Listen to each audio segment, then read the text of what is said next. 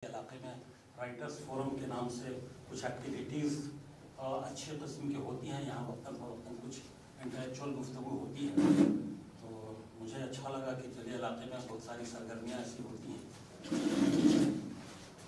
इस मौजू पर बात हुई कि इस अभी जो फ़िलिस्तीन का मामला चल रहा है, हमास और इसराइल के दरमियान फ़िलिस्तीन के मसले को लेकर जो कुछ भी हो रहा है, उस पर इन्होंने बताया कि एक क्लोज डोर कुछ चंद लोगों के साथ गुफ्तगू होगी। तो और उन्होंने बताया कि चूँकि गुफ्तगू कोई ऐसी स्पीच या कोई लेक्चर नहीं होता है, सब लोग आपस में बैठ कर डिस्कशन करते हैं। तो मैंने इनको दो नाम प्रपोज किया कि भाई अगर अच्छी गुफ्तगू होनी है तो डॉक्टर मोहम्मद सोहराब साहब, प्रोफेसर सोहराब साहब अकेडमी ऑफ इंटरनेशनल स्टडीज़ में ये प्रोफेसर हैं और ख़ास तौर से वेस्ट एशिया के माहिर हैं और वेस्ट एशिया ही पढ़ाते हैं, काफ़ी लोगों को रिसर्च कराते रहते हैं अंडर में। और उसके अलावा ख़ास बात यह है कि जितनी बड़ी इंटरनेशनल मीडिया है उसमें वेल कोटेड हैं ये। और अभी हाल के दिनों में मैं भी लगातार इनको फॉलो करता हूँ। BBC और डॉयचे वेले और तमाम इस तरह के जो बड़े इदारे हैं और मीडिया के, वो इनसे रिएक्शन लेते रहते हैं तमाम वेस्ट एशिया के इशू पर। और अभी जब से ये शुरू हुआ है इसराइल और हमास के दरमियान जो दिक्कतें, तो काफ़ी मैंने देखा कि ये इनका जो रिएक्शन है, इनका रद्द-ए-अमल उन लोगों ने शाया किया है। उसी तरह से डॉक्टर फजल रहमान साहब है senior fellow Indian council of world affairs में, तो काफ़ी मेरे पुराने ताल्लुकात हैं दोनों से। और काफ़ी मीडिया में चूँकि एज ए जर्नलिस्ट और एज एन एडिटर और एज ए न्यूज़ एंकर मेरे साथ ये लोग काफ़ी लंबे अरसे से डिस्कशन में बैठते रहे, स्टूडियो में पार्टिसिपेट करते रहे, खास तौर से इंटरनेशनल इशूज़ पर।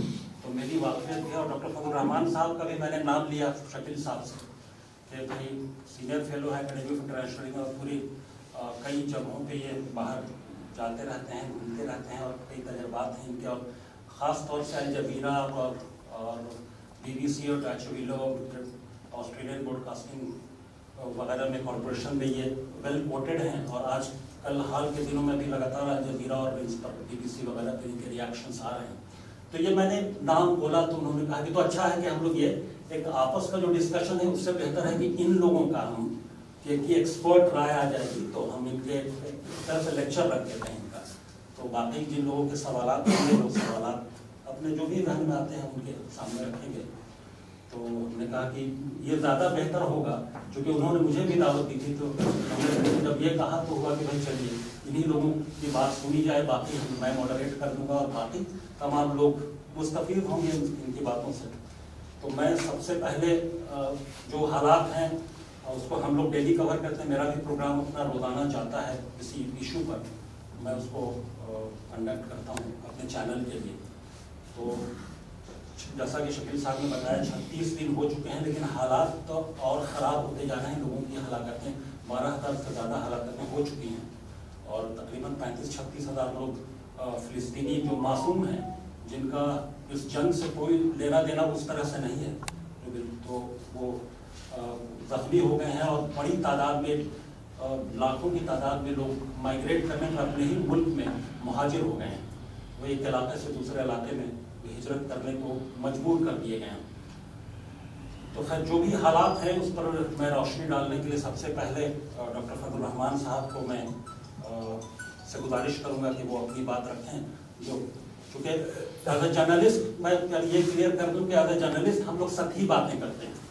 जो जर्नलिस्ट है वो जो हालात अभी मौजूदा हालात हैं उस पर हम तबसरा करते हैं, लेकिन जो मौजूदा हालात हैं उसको तारीखी पस मंज़र में और उसका जो बाकी जो पहलू पॉलिटिकल पर्सपेक्टिव में वो एनालाइज बेहतर जो एकेडमिशियंस हैं वो कर सकते हैं। लाइक डॉक्टर फजल रहमान साहब और प्रोफेसर सोहराब साहब ये बेहतर तारीखी पस मंज़र पेश करेंगे। और मुझसे मैं तो हालात हादरा बयान कर सकता हूँ और वो करता रहता हूँ अपने चैनल के लिए। तो डॉक्टर फजल रहमान साहब, आपसे गुजारिश है कि आप अपनी बात रखें। अस्सलाम वालेकुम वरहमतुल्लाहि वबरकातुहू। तो मैं राइटर्स फोरम का बहुत शुक्रगुजार हूँ कि उन्होंने ये मौका दिया कि कुछ गुफ्तगू कर सकूँ, उनकी राय कर सकूँ, कुछ बातों को वाज़ा कर सकूँ। आज की इस इंफॉर्मेशन के दौर में कुछ भी पहुँचना समझना बहुत आसान है, सब कुछ चीज़ें मतलब लेकिन मैं कोशिश करूँगा कि कुछ चीज़ों को एनालिसिस करूँगा। बेसिकली हुआ क्या, इतना क्यों, मतलब क्या मुख्तलिफ है इस बार की, क्या वजूहात हैं। मतलब ऐसा नहीं कि पहली बार कोई जंग हो रही है, ऐसा नहीं कि पहली बार इतने लोग मारे जा रहे हैं, ऐसा नहीं कि पहली बार इसराइल ने गर्मी दिखाई है, ऐसा नहीं कि हमास ने पहली बार कुछ किया है, रॉकेट लॉन्च है, असैल्ट किया। इस बार क्या वजह क्या है? तो पहली बात तो ये कि कुछ उसके एक ऑब्जर्वेशन ये है कि ये चीज़ें इतनी कॉम्प्लेक्स क्यों हैं यहाँ पे। इससे पहले कि मैं मौजूद पे आऊँ, मतलब कॉम्प्लेक्स ये है कि वहाँ पे बहुत सारी चीज़ें एट ए टाइम है। वहाँ पे अमेरिका भी है, इस्लाम भी है, जुडाइज़म भी है, क्रिश्चियनिटी भी है, जियोपॉलिटिक्स भी है, होलोकॉस्ट भी है, लेसर इनजस्टिस और ग्रेटर इनजस्टिस की बात भी है, आइडियोलॉजी भी है, जियोपॉलिटिक्स भी है, इंपीरियलिज्म भी है, कॉम्युनिज्म भी है, ऑक्यूपेशन है, international law and human right का इशू है, मोरलिटी का है, एथिक्स का है, ह्यूमन डिग्निटी का है। इतने सारे फैक्टर जब एक जगह इकट्ठा होते हैं तो आप इमेजिन कीजिए कि उसको कब किस फैक्टर का आप इवोक करें उन चीज़ों को समझने के लिए, जहाँ मजहब भी हो, नजरियाती भी हो, प्रॉक्सी भी हो। पहली बात। दूसरी बात यह कि इस जंग को कैसे समझें। ये इस्लामिक जंग है, पॉलिटिकल जंग है, इडियोलॉजिकल जंग है, हिस्टोरिकल जंग है, या एक क्रूसेड की जंग है, या एक तरफ जुदा क्रिश्चियन है, दूसरी तरफ इस्लाम है, या एक सिंपली ये कि कुछ लोग अपने हुकूक के लिए, अपने फाइट के लिए जंग कर रहे हैं। एक ऑक्यूपेशन है, एक सिटीजनशिप की एक जंग है। उसको हम कैसे, मतलब उसको समझें क्या ये कहीं न कहीं एक पास्ट मेमोरीज में है, एक हिस्ट्री में जाते हैं, हम एक क्रूसेड माइंडसेट को इन्वोक करते हैं। तो आखिर है क्या, मतलब या ये कहें कि कुछ लोग आए, सेटलर्स आए, उन्होंने कब्जा कर लिया तो एक्सपेंड करते चले गए, लेकिन उसके पीछे जो माइंडसेट है वो क्या है। इसमें मेमोरीज भी इन्वॉल्व है, इसमें आपकी आइडियोलॉजी है, इसमें बस बहुत सारी चीज़ें हैं, इसलिए ये चीज़ें फर्दर कॉम्प्लेक्स हो जाती हैं। तीसरी चीज़ ये है कि इस जंग, ये मतलब अगर आप ये देखें तो इसका जो सारा रूट है, हम बहुत तारीख नहीं जाएंगे, बहुत नजदीकी आज के, इसका जो सारा रूट है वो है ओस्लो एकॉर्ड, जो अब तक की हिस्ट्री में सबसे कंप्रिहेंसिव डॉक्यूमेंट है इजराइल और पैलेस्टाइन के बीच में। ये वो डॉक्यूमेंट है जिसके जरिए पहली बार फिलिस्तीन ने इजराइल के वजूद को कबूल किया, और इजराइल ने पहली बार माना कि एक वाकई एक इशू है जिसको हमें सॉल्व करना है। मतलब एक उसका एक रिप्रेजेंटेटिव है जिसको पीएलओ को माना, और पीएलओ ने इजराइल को माना, और उसके बाद ये कहा कि भाई चीज़ें धीरे धीरे बिल्डअप होंगी, हम इंटरनेशनल लॉज के अंडर में बात करेंगे, इन चीज़ों को धीरे धीरे मैकेनिज्म डेवलप होगा, एक ट्रस्ट बिल्डिंग होगी, ये चीज़ें होंगी। तो तकरीबन 30 साल हो गए, 30 साल में वो चीज़ें हम वायलेंस को रिनाउंस करेंगे, उन्होंने मतलब उन चीज़ों, लेकिन उसके बाद हुआ कि 30 साल में चीज़ें आगे बढ़ी नहीं। पिछले 30 साल में 1993 से लेकर 2023 तक कुछ हुआ नहीं। ये इसका पस मंजर है, क्या इस चीज़ को, पूरी जंग को लेते कैसे आप हैं।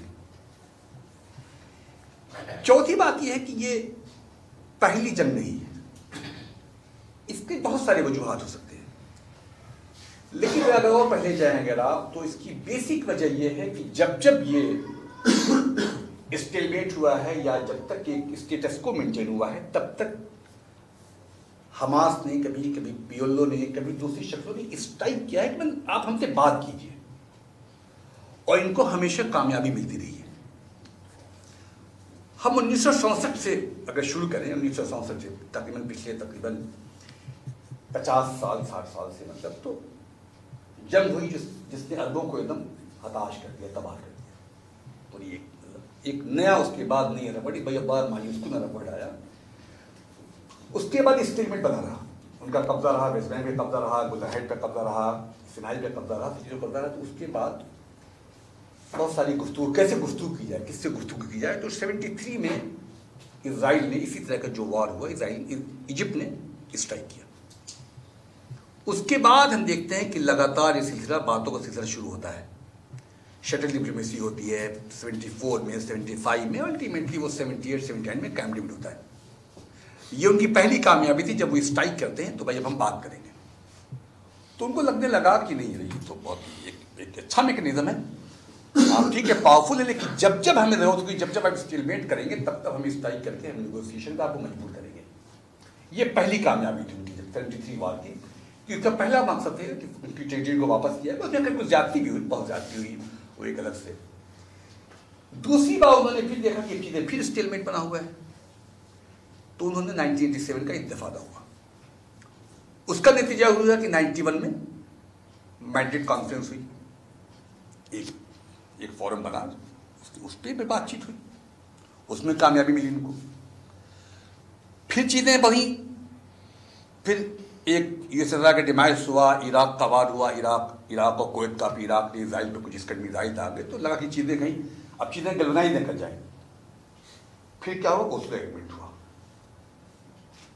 वहां भी कामयाबी मिली इनको। फिर 2000 में इंतफादा हुआ, पर कुछ चीज आगे नहीं बढ़ हुई है, तो 2002 में अरब पीस प्लान आया। तो ये लगातार उनको लगने लगा कि जब जब भी चीजें खामोशी होगी, खामोशी को जगाने का एक तरीका यह है कि आप उनको स्ट्राइक करें, तो हमारे केबिन पे आएंगे वो। फिर 2002 के बाद अगर पीस प्लान को नहीं माना, 2008 में फिर हुआ, 2012 में हुआ, 2014 में हुआ, 2018 में हुआ, 2021 में हुआ, और फिर 2023 में हुआ। 2008 में हुआ तो फिर एक क्वार्टेट बना, रशिया, यूएनओ, ईयू और यूएस का, फिर कुछ बात आगे बढ़ी। 2012 में हुआ तो फिर कुछ बात आगे बढ़ी, लेकिन 2014 के बाद कुछ नहीं हुआ। उसकी वजह यह हुई कि 2014 के बाद दुनिया जो है बहुत तेजी से, मतलब सब कुछ उनको जो है लगने लगा कि अब तो कुछ नहीं हो रहा है। 2014 अगर आपको याद हो तो वो हालात बहुत तेजी से बदल रहे थे। तो पिछली 5 कामयाबी के बाद, 67 की कामयाबी, 2002 की कामयाबी, 1991 की कामयाबी, 1993 की कामयाबी, 2008 और 14 की कामयाबी के बाद सब कुछ ठहर गया। अब ये 9 साल हो गए कि कुछ नहीं हुआ, चीज आगे नहीं बढ़ी। वो वजह क्या थी? वजह ये थी कि उसके पीछे तकरीबन 5-6 चीजें थी। अरबों ने, हो सकता है कि मेरी बातें जरा सा जज्बात से आ रही हूँ, तल्ख हों, मेरे अंदर वो दीवानगी ना हो टर्की के लिए और सऊदी के लिए, माफ कीजिएगा, जो आम पब्लिक स्पेयर में होती है। अरबों को धीरे धीरे छोड़ दिया, अरबों ने धीरे धीरे फिलिस्तीन को छोड़ने लगे। उनको लगने लगा कि चीजें बहुत देर बदल रही हैं, 75 साल हो गए, हमने इनको बहुत ढोया, हमें कुछ मिला नहीं, हमने पैसे दिए, ये दिए, वो दिए। अरबों के अंदर एक तरह का। दूसरी बात यह है कि इजराइल को एक बहुत तेजी से एक डिप्लोमेटिक रिलेशन मिलने लगा अफ्रीका में, लैटिन अमेरिका में।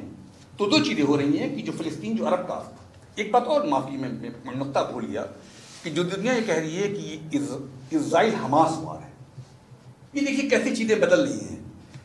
15 में जो था, 16 में इजराइल अरब कन्फ्लिक्ट था, फिर इजराइल पैलेस्टाइन कन्फ्लिक्ट हुआ, फिर इजराइल हमास वार हुआ। तो उसके आर्बिट को कैसे कैसे श्रिंक करती चली जा रही दुनिया। पहले आपने अरबों को निकाला उनसे कैंप डेविड के बाद, फिर ओस्लो के बाद आपने फिलिस्तीनियों को निकाला उसके बाद आपने ये कह दिया कि सब कुछ ठीक है, अरबों से मेरा मामला ठीक है, फिलिस्तीन से मेरा मामला ठीक है, अब एक टारगेट बचा है, वो है हमास। तो पूरी दुनिया में इसको प्रोजेक्शन ये है कि Israel Hamas, Israel Hamas, Israel Hamas. तो देखिए कैसे हमारा स्पेस उनका कैसे श्रिंक हो रहा है, अरब, फिर फिलिस्तीन, फिर हमास। मतलब ऐसा है कि हमास उनका हिस्सा ही नहीं है। तो ये देखिए, तो उसकी 4-5 वजह ये थी कि उसके बीच उनको एक तरह रिकग्निशन मिल रहा है इजराइल को, और दूसरी तरफ अरबों के लिए एक तरह का रिलक्टेंट, एक इंडिफरेंट एटीट्यूड हो रहा है। और उनकी एसिमेट्री बहुत बन रही है पावर में, एक लगातार। सब देखिए ये वो दौर है 14 के बाद का, जब ईरान को लेके हम यहाँ वो मतलब एक पाही उनकाई है पूरे अरब वर्ल्ड में कि ईरान हमारा थ्रेट है, तो उसने पूरा मौका दिया इजराइल को कि अपने आप को कैसे वेपनाइज करें।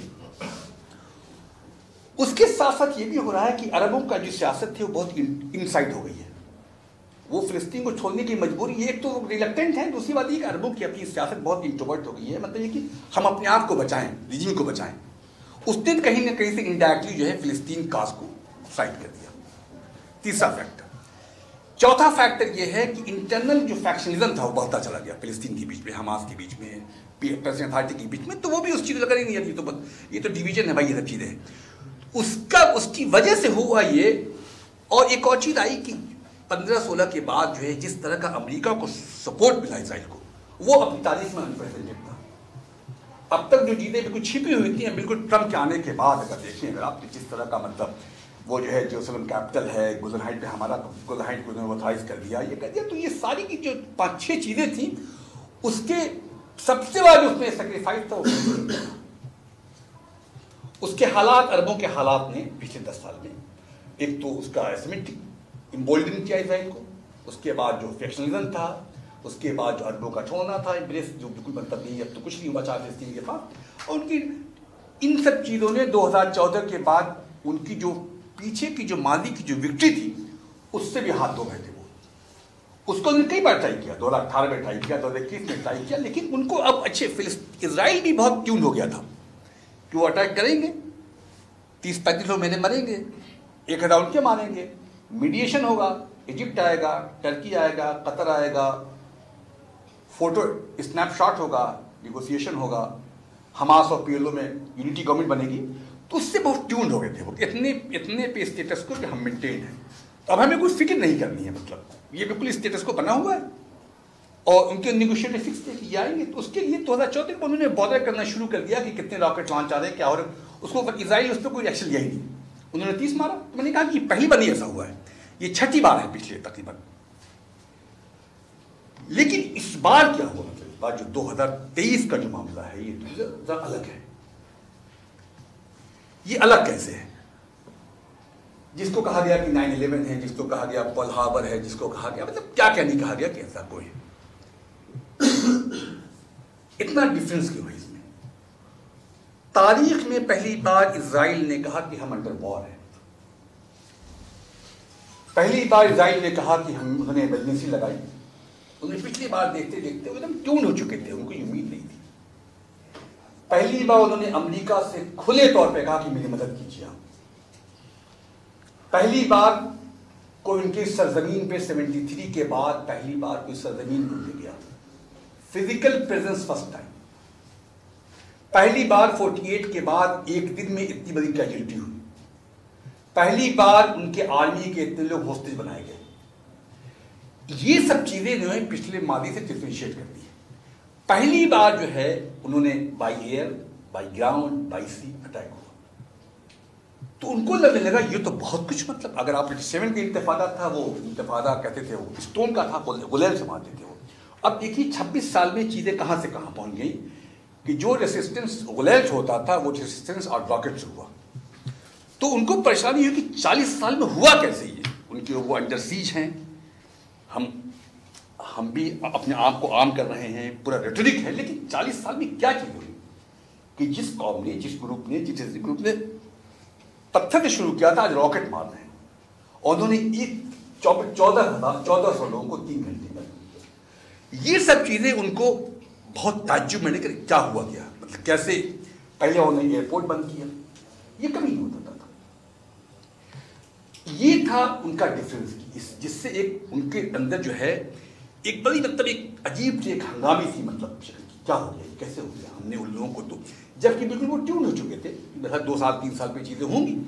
और जब ये उस वक्त जब हो रहा था, जब कि वो गाजा जो है 2014 से बिल्कुल इंडस्ट्रीज था, बाकायदा कैलोरी वाइज वो फूड दे रहे थे कि इतना कैलोरी सप्लाई होगी ताकि वो सिर्फ जिंदा रह सके। और उसने ऐसा इतना बार वो कर दिया, तो वो चीजें वो उनका जो सारा का सारा जो पूरा वो था कि Israel is the safest place, Israel is the most secure place, Israel जो दुनिया को मतलब इंटेलिजेंस शेयर करता है, इजराइल जो दुनिया के सारे मिलिशियाज को कहा जाता है कि वो ट्रेन करता है, जिसका साइबर सिक्योरिटी में इजराइल का दुनिया में 22% पार्टिसिपेशन है, जिसको दुनिया उनकी एंथ्रोपोलॉजी का हिस्सा है, वो एक इंटेलिजेंस, उनका जो माइंड का जो ग्रोथ हुआ है, उनका जो मेंटल ग्रोथ है, उसमें सिक्योरिटी उनके लिए एक इंटीग्रल हिस्सा है उनका। वो शुरू से सीखते हैं हमको कैसे सिक्योर रहना है, हमको कैसे सिक्योर, तो उनकी एंथ्रोपोलॉजी और सोशियोलॉजी का उनका हिस्सा है। उस चीजों को जब पेनिट्रेट कर गया उनके पास बचा गया। ये चीजें उनके लिए बड़ी ताज्जुब की थी, अब क्या करें। अब जो बताते थे कि इजराइल आइए आप, बहुत से पूरी दुनिया के लोग आए, पूरी दुनिया के लोग सेफेस्ट प्लेस है, वो सारा का सारा जो ऑरा था वो सडनली कोलैप्स कर गया। अब उनके पास बताने के लिए कुछ नहीं था। लेकिन एक बात और है कि जो इजराइल का पूरा जो ऑरा है, अगर आप देखिए तो पिछले 50 साल में इजराइल ने कोई भी फुल फ्लेज वार नहीं लड़ा है। उनकी जो इमेज है वो सारी की सारी इमेज जो है उन्होंने मलेशिया से लड़ाई की है। उनका आखिरी वार था फुल फ्लेज नेशन स्टेट से, वो था इजिप्ट। उसके बाद उनकी सारी जंगें हुई हैं, वो हिजबुल्लाह से हुई हैं, हमास से हुई हैं, अल-कस्साम ब्रिगेड से हुई हैं, फिलिस्तीन अथॉरिटी के लोगों से हुई हैं, छुटपुट रही है। उस बुनियाद पर उन्होंने बताया दुनिया कि हम तो बहुत ही पावरफुल हैं, और दुनिया ने कबूल किया। इसलिए दुनिया ने कबूल किया कि इंटरनल उनका इंगेजमेंट कम है, उनका इंगेजमेंट बाहर बहुत ज़्यादा है। वो जो पूरा का वो चीज़ें सडनली कोलैप्स हो गई। इससे उनकी बेचैनी बहुत बड़ी चली, क्या हो गया ये, अब हम क्या बताएंगे। उसके बाद अब दूसरा फैक्टर ये भी है कि हुआ क्या, मतलब क्यों चीजें, क्या कैसे कहां से चीजें पायलअप हो रही थी, मतलब कैसे कैसे चीजें बन रही थी, क्या हो रहा था। मतलब ये कि इन लोग लगने लगा था कि अब चीजें जो 9 साल हो गए कुछ हो नहीं रहा है, तो अब शायद ऐसा ना कि हमारा जो पूरा मोमेंट है बहुत इंटेंडेंट सा हो रहा है, बहुत कुछ मतलब चीजें हम पूरी चीजें डाइल्यूट हो रही हैं। मतलब फिलिस्तीन का मसला, अल-अक्सा का मसला बहुत ही डाइल्यूट हो रहा है। उनके लिए एक तरह की मतलब एक बहुत बेचैनी सी थी कि अब तो मतलब बिल्कुल ख़त्म हो रहा है। जिस तरह की चीज़ें थी अपना मतलब एक जो उनका जो होली साइट था वो आए दिन अंडर अटैक था, ये सब चीज़ें थी। दूसरी बात ये थी कि इस रिजीम में नेतन्याहू की एक प्रोवोकेटिव पॉलिटिक्स ने बहुत ही कठिन रोल प्ले किया। 1.5 साल से तकरीबन जो जिस तरह की गवर्नमेंट है 48 के बाद अब तक की सबसे रेडिकल गवर्नमेंट है। लेकिन पहले इजरायली पॉलिटिक्स में अगर आप ये देखें तो इजरायली 48 से लेकर आज तक हर अगले इलेक्शन में उनका जो वोट बैंक है वो फार राइट की तरफ बढ़ता रहता है। उनकी कोलिशन पॉलिटिक्स जो है वो इसी पे थ्राइव करती है। और कोलिशन पॉलिटिक्स ऐसी है कि उनका मतलब उनके पास जो 4-5 सीट होती है बड़ी इंपॉर्टेंट होती है वो। तो प्रोवोकेटिव पॉलिटिक्स इस बार थी इस रिजीम में, और उनकी मजबूरी थी नेतन्याहू की। जिस तरह के लोग कैबिनेट पे थे, कुछ लोग ऐसे थे जो मतलब इनको मतलब अमेरिका तक ने अपोज किया कि नहीं इनको मत लीजिए, तो वो अननेसेसरी चीजों को प्रोवोक कर रहे थे। और जो गवर्नमेंट का जो डायरेक्शन था उसमें बिल्कुल लग रहा था मतलब कि जो अब्राहम इकार्ड की जो बात आई लग रहा था कि इसमें कुछ नहीं हो रहा है। हालांकि सबने अब्राहम इकार्ड जो है सबने ये कहा, चाहे मोरक्को हो, चाहे यूएई हो, चाहे बहरीन हो, सबने ये कहा कि हम आपके लिए कर रहे हैं, हम आपको ताकि सेटलमेंट रुकेगा, हम ये रुकेंगे, सबने ये कहा। लेकिन उसमें अब्राहम इकार्ड में उनका नाम ही नहीं है। उनको लगने लगा कि ये तो हमको डंप करके एक आर्ट कर रहे हैं और नाम मेरा हो रहा है, आपके लिए कर रहे हैं। तो अब अरबों ने छोड़ा हमको दुनिया ने छोड़ा, हमको ये। तो अब हम सीधे जो है हम ये बताना चाहते हैं अरबों को कि मतलब बगैर हमारे हमको आप पैराशूट करके आप उनसे एग्रीमेंट नहीं कर सकते आप। तो ये भी उसमें एक मैसेज था कि आप पिछले 3 सालों में आप बराबर चीजें कर रहे हैं आप, लेकिन हो क्या रहा है, हमारा मामला वहीं का वहीं है। और उसमें उनको लगने लगा कि ये पूरी की पूरी मामला यह है कि सारे खत्ते को इजराइल के हवाले करना है। अमेरिका का विड्रॉ, चाइना का राइस, और उसको पूरे की अब्राहम इकार्ड की तैयारी रिट्रीट कर रहे हैं। हमारी प्रायोरिटी चाइना है, हमारी प्रायोरिटी यूक्रेन वॉर है, हमारी प्रायोरिटी रशिया है। तो ऐसा एक आर्ड एक के बाद जो है एक इसको मतलब इसको पूरे कैसे पूरे रीजन को एक इजराइल लेड एक नए तरह का ऑर्डर होगा, उसमें हम हट जाएंगे और हमको रिप्लेस करेगा इधर। तो इनको ये सारी चीज लगने लगी कि इसमें तो हमारे लिए कोई जगह नहीं बचती है। और ये भी लगने लगा था कि मतलब अब जो चीजें हो रही हैं, हमास और गाजा बिल्कुल इंटरनेशनल मीडिया से बिल्कुल आउट ऑफ साइट हो रहा है। बिल्कुल आई थिंक कि अभी मैं बहुत सारे अरबिक पेपर जो है इधर तकरीबन 1.5 साल से इनको लोगों ने तकरीबन राइट ऑफ कर दिया था हमास को। अभी वेस्ट बैंक में बहुत सारी चीज़ें चल रही थी, अगर आपको याद होगा साल में बहुत सारे नए ग्रुप आए, तो बहुत सारी मीडिया लिख रही थी कि हमास कहाँ है। लोगों ने कहा कि हमास लगता है कि बिल्कुल उसने विड्रॉ कर लिया है, रिट्रीट कर लिया है। बहुत सारे अरब एडिटर ने, बहुत सारे अरब मीडिया तकरीबन उनके ऊपर एक बड़ी उनके अंदर वो थी एंजाइटी थी कि हो क्या रहा है, उनका रिएक्शन वो कहाँ है भाई। लेकिन तो उनको लगने कि अब तो गाजा भी जा रहा है, ये सब भी जा रहा है, वो सब भी जा रहा है। और वेस्ट बैंक जो कि पीसफुल था, गाजा का फोक सडनली वेस्ट बैंक जब प्रोवोक हो गया, वेस्ट बैंक में इस तरह की पॉलिटिक्स होने लगी, वो इलेक्शन होने लगा, ये सब होने लगा, तब उनको लगा कि नहीं, अब लगता है कि गाजा को एकदम बिल्कुल एक ऐसा स्टेटस को स्टेलमेट है, तो हमको कुछ चीजें करनी है। मतलब ये सारी वजूहात, ये सारी वजूहात कुछ इमीडिएट काज थी, ये सारी वजूहात बिल्डअप हो रही थी। और इधर जो पेस ऑफ सेटलमेंट था, जो सारी चीजें थी वो बहुत तेजी से बढ़ रही थी, और सब चीजें ऐसी बिल्कुल अनचेक्ड हो रही थी। ये इन सब वजूहात की वजह से ये हालात यहां तक पहुंचे। अब मैं कि इजराइल कहां फेल हुआ, क्या वजह क्या? पहले मैंने कहा कि इसका बैकग्राउंड क्या था, दूसरा ये कि चीजें अलग कैसे थी, इस बार 2023 का जो गाजा है अलग कैसे था, इजराइल फेल कैसे हुआ। तो उसकी बहुत सारी वजह है। पहली बात तो उनके अंदर ये जो चीजें थी, मैंने जैसे पहले मैंने अर्ज किया कि बल्कि वो स्टेटस को पे एकदम ट्यून हो गए थे, वो कि चीजें हर 1-2 साल पर होती रहेंगी, हम मतलब इतना हम मैनेज कर लेंगे। एक पॉलिटिक्स ऑफ मैनेजमेंट उनके अंदर जो है चीजें आ गई थी कि हम चीजें जो है क्राइसिस को हम मैनेज कर लेंगे। उनको लगने लगा था कि इतने 9 साल के बाद इतनी जो सीज है तो हमास सब बिल्कुल ही रिडंडेंट फोर्स हो गई है, वो अपनी इकोनॉमिक एक्टिविटी में इन्वॉल्व है, वो अपना एक पॉलिटिकल अपना बेस तैयार कर रहे हैं। ये सब इजराइल के अंदर चीजें सवारी थी। तीसरी चीज ये कि उनका फोकस जो है इधर बहुत ज्यादा फोकस है। उनका फोकस यह था कि हम कैसे अपनी टाइज को कैसे बढ़ाएं, कैसे अरबों से अगर हमको रिकग्निशन मिल गया तो हमास हो चाहे अथॉरिटी हो, हम सबको will be able to manage them. इसलिए इनका पूरा फोकस देखिएगा तो तकरीबन 5-6 साल से अगर कोई भी स्टेटमेंट देखिएगा नेतन्याहू को तो उसमें यह था कि हम अरबों से हमारे ताल्लुकात अच्छे हो रहे हैं, और जिनसे अच्छे नहीं हो रहे हैं वो लाइनअप में है।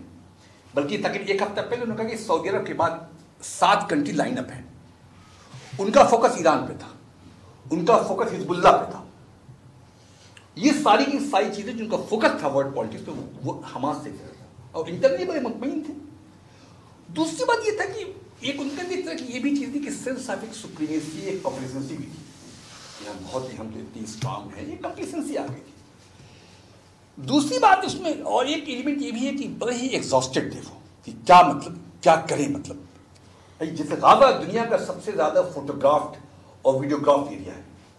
उनकी एक यूनिट है, कहा जाता है 8200, वो सिर्फ डिवोटेड है कि वो सिर्फ वहां के 2.3 मिलियन लोगों के टेलीफोनिक कन्वर्सेशन को टैप करता है, वहां वो फेल हो गए वो। तो कहीं ना कहीं जैसे कॉम्प्लेसेंसी थी, स्टेटस को में इतने ज्यादा वो इन्वॉल्व हो गए थे कि नहीं अब कुछ नहीं आएगा, वो फैक्शनिज्म है बहुत ज्यादा, वो ज़्यादा एक्टिविटी। बल्कि 1 हफ्ता पहले अभी वहाँ इजिप्ट में इसके हादसे के पहले मीटिंग हुई थी, इजिप्ट की, कतर की, इजिप्ट की और इजराइल की, वो उनके कुछ, और इन्होंने इधर उन्होंने कुछ ढील दी थी वो कि मतलब इकोनॉमिक पैकेज जो कतर से जो सैलरी आ रही थी, $30 बिलियन मंथली जो सैलरी आती है वो कतर दे रहा, तो उसको फैसिलिटेट कर रहे थे। इतना ज़्यादा मुतमईन हो गए थे कि नहीं अब हमास भी जहाँ है वहाँ रहेगा, अथॉरिटी को तो हमने इतना मैनेज कर रखा है। तो चीजें पूरी दुनिया में जो है अभी उसके 1 हफ्ता पहले यूएस व्हाइट हाउस की डिपार्टमेंट स्टेटमेंट था कि West Asia was never as peaceful as it is today. ये कॉम्प्लेसेंसी का ये आलम था। उन सब चीजों पे ये बढ़ता गया। उसके बाद ये भी था कि उनको लगने लगा कि हमास की जो विल है, एपेटाइट उनकी, वो भी हमने 9 साल में तकरीबन 14 के बाद हमने बिल्कुल इसको किल कर दिया है। और उनका इंगेजमेंट इधर 2 साल से वेस्ट बैंक में बहुत हो गया था। उसमें भी गाजा से इनको जब लोगों ने पूछा कि जब गाजा में अटैक हुआ तो कहाँ है, फोर्सेस कहाँ हैं, मतलब सारी फोर्सेस जो है वेस्ट बैंक में। और एक चीज ये भी थी कि एक 75 साल से आप ये लाभ कहिए कि एक सुप्रीमेसी है लाइफ फोर्सेस की, लेकिन अगर आपको 8 घंटे खड़ा कर दिया जाए, कुछ नहीं करना है आपको, आप उन लोगों की पॉकेट चेक करनी है, तो एक ऑटोमेटिकली एक फ्रस्ट्रेशन, मतलब कुछ नहीं करना है आपको। अगर आपको ड्यूटी दे दिया है 8 घंटे एक चेक पॉइंट पे आपको जो लोग जा रहे हैं और इस खौफ से कि पता नहीं उनके पास क्या हो, तो किस तरह का फ्रस्ट्रेशन और किस तरह का डिप्रेशन होगा। उसमें भी एक अच्छा खासा अभी एक रिपोर्ट आई थी कि जो उनके पास उनका जो कंस्क्रिप्शन होते हैं जो मस्त, उसमें बहुत तेजी से डिक्लाइन आया। लोग फेक सर्टिफिकेट लेकर रबाई से लिखवा के हमें बहुत ही रिलीजियस सेमिनरी में पढ़ते हैं इसलिए हमको सेक्शन किया जाए, वहाँ पर यह हालत थी। वो कहीं ना कहीं से वो चीज़ें एक अपर लेवल पे तो आप हैं क्या, बहुत सुप्रीम है, लेकिन एक सबाल्टर्न का क्लास है, जो पुलिस वाला जो फोर्सेज हैं, उसको जो वेस्ट बैंक में तकरीबन 450 चेक पॉइंट्स हैं। हर चेक पॉइंट पे 20-25 लोग हैं। उनका काम उनको ह्यूमिलिएट करना, उनको तंग करना, उनको हरास करना, उनको चीज़ों को डिले करना। जब आप ये सब चीज़ें करते हैं तो कहीं ना कहीं से आप भी तो काम कर रहे हैं ना। अगर आप तुल्य भी हरास करना है तो आपका ये काम है, आप भी उतने फ्री नहीं है जितना हरास करने वाला वो है, उतनी इनके जात भी हैं। इन सब चीज़ों का सिलसिला बनते लगने लगा था कि नहीं अब तो मतलब चीज़ें नहीं हो पाएंगी। तो उसमें कहीं ना कहीं सेंस ऑफ जो है चीज़ें आई थी। यहाँ पे इजराइल ने इन सब चीज़ों के मतलब वो ये चीज़ें हुई जो अब पहली बार मतलब एयरफोर्स पायलट स्ट्राइक पे चले गए। पहली बार इजराइल की हिस्ट्री में एक शिकागो में उनका कॉन्सुलेट था, वहाँ के डिप्लोमेट स्ट्राइक पे चले गए। बंद कर दिया, और पूरी की पूरी फोर्सेस वहां की पॉलिटिसाइज हो गई। पहली बार फोर्सेस को कहा गया कि बहुत ही इलिटिस्ट फोर्स है, बहुत ही प्रिविलेज फोर्स है। जब फोर्सेस जब पॉलिटिसाइज हो जाएंगे तो जाहिर बात है उसका खमियाजा तो भुगतना पड़ेगा। ये सारी की सारी चीजें नेतन्याहू साहब की जो पॉलिटिक्स थी वो बहुत उसने पूरी स्फीयर को डिवाइड कर रखा था। और इन सब चीज़ों में हुआ ये कि आपका जो फोकस था गादार थे, आप फोकस पूरा आपका दुनिया में ईरान पे, हिजबुल्लाह पे, न्यूक्लियर डील पे, सऊदी कैसे कैसे हम उससे समझौता करें, कैसे, इन सब चीज़ों ने कहीं ना कहीं आपको डिस्ट्रैक्शन की तरफ लेकर आए और उस बीच को उसको लोगों ने एक्सप्लॉइट किया। अब बात आती है कि इसके बाद कहाँ जाएंगे, अब क्या? सबसे इंपॉर्टेंट क्वेश्चन ये कि व्हाट नेक्स्ट। शुरुआती दिनों में लग रहा था कि मतलब जिस तरह की चीजें थी कि नहीं अब तो बहुत कुछ होगा, अब्राहम एकॉर्ड कोलैप्स कर जाएगा, उसके बाद ये होगा कि सऊदी जो लग रहा था कि आज ही कल में करने वाला है वो अब वो इनसे एकॉर्ड नहीं हो पाएगा। और लेकिन जैसे मैं भी इस राय मतलब मैंने भी कहा मतलब बहुत सारे मीडिया इंटरव्यू में कि अब लगता है कि अब्राहम एकॉर्ड की जो स्पीड थी यूएई वगैरह से वो बहुत कम हो जाएगी, मतलब वो जो उनके इतने इंगेजमेंट जो डीपर थे उसमें कहीं ना कहीं से ठहराव आएगा, लेकिन वो चीज़ें हुई नहीं। लेकिन जैसे वक्त गुजरता गया पता चलता गया कि नहीं इसमें तो कहीं ना कहीं से अरबों का भी हाथ है। ये बात तल्ख है, लेकिन वो जो जज्बात थे, वो जो रिटरीट था, किसी का भी हो, कोई किसी की जंग नहीं लड़ता। हमास दो पे बैंक कर रहा था, दोनों। मैं ये नहीं कहता कि किसी को किसी की जंग लड़नी चाहिए, कोई नहीं लड़ता। आज का ये पॉलिटिकल रियलिज्म का दौर है, नेशनल इंटरेस्ट का दौर है, इन चीज़ों का दौर है। हर आदमी को अपने नेशन प्रोटेक्ट करना है, उसकी जवाबदेही होती है अपनी आवाम के लिए। तो हमास को दो एंटिटी पे बहुत वो था, एक हिजबुल्लाह पे, एक ईरान पे। तो चीज़ें कहीं ना कहीं से कुछ चीज़ें होंगी। लेकिन ईरान जो है इधर अगर गौर करें, ईरानी पॉलिटिक्स में 3-4 साल से ईरान एक अपने आप को कोशिश कर रहा है कि कैसे नॉर्मल स्टेट बने। अमेरिका से गुफ्तगू चल रही है, बिजनेस स्वैप हो रहा है, $6 बिलियन उसका भी रिलीज हुए हैं, सऊदीया से उसकी डील हुई है, सीरिया में उसके तसरात कम हो रहे हैं, यमन में। ईरान को लगने अब अगर इस कोयगमार में हम गए तो फिर हम 40 साल पीछे चले जाएंगे। ईरान ने अपने आप को लगा था कि ईरान जो है बहुत, लेकिन ईरान इधर अगर चीज़ें 10 साल पहले होती तो शायद ईरान अपने आप को जम करता। तो अब देखिए लैंग्वेज देखिए उन लोग की, जिस दिन पहले कहा कि नहीं ये डेडलाइन है, ये deadline. I am not complaining है, हर कंट्री को अपना हक है वो करने का, लेकिन जज्बाती सियासत है, मतलब उसकी बात मैं कर, हर कंट्री को अपना हक है।